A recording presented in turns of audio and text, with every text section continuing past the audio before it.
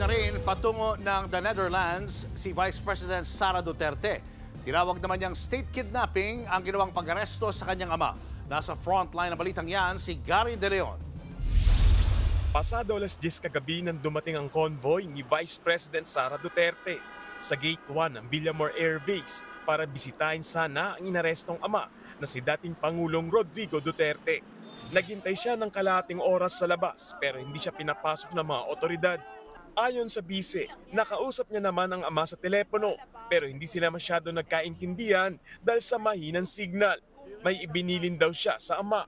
Sinabihan ko din siya na wag tumanggap ng pagkain sa katubig kahit kanino. Nag-usap kami kanina doon sa assistant maghanda ng go bag. Git ng bise, walang legal na basehan para ibigay ng pamahalaan ang kanyang ama sa International Criminal Court. Hindi rin daw dumaan sa tamang proseso si Duterte nang arestuin kahapon. Tinawag pa niya itong kidnapping. Sinasabi ko lang sa inyong lahat, kung Pilipino kayo, huwag kayo pumayag na ang isang Pilipino ibigay sa mga dayuhan, lalong-lalo na pag labas na sa batas yun. It's actually some sort of, I don't know, what do you call it, state kidnapping? Dagdag pa ng bise, may dahilan kung bakit ito ginawa ng kasalukuyang administrasyon. And all because mukhang matatalo sila sa midterm elections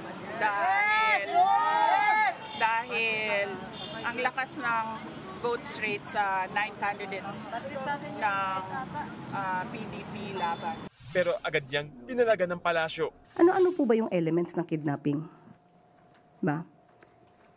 Pagkuha ng sapilitan ng walang otoridad. Unang-una po, paano po magiging kidnapping? Kung may warrant of arrest. It was issued by an authority, by the court. Wala po ako nakikitang kidnapping dahil hindi nga po ito sa puwersahan. Kinumpirma naman ng Office of the Vice President na nakalista ng bansa si VP Sara pa Amsterdam para puntahan ng ama.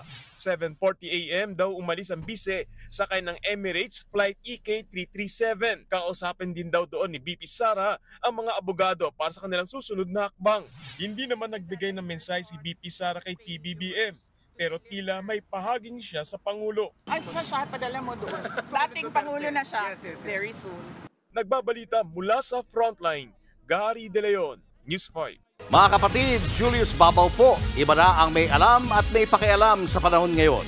Para sa frontline ng mga balita, mag-follow at mag-subscribe sa social media pages ng News 5.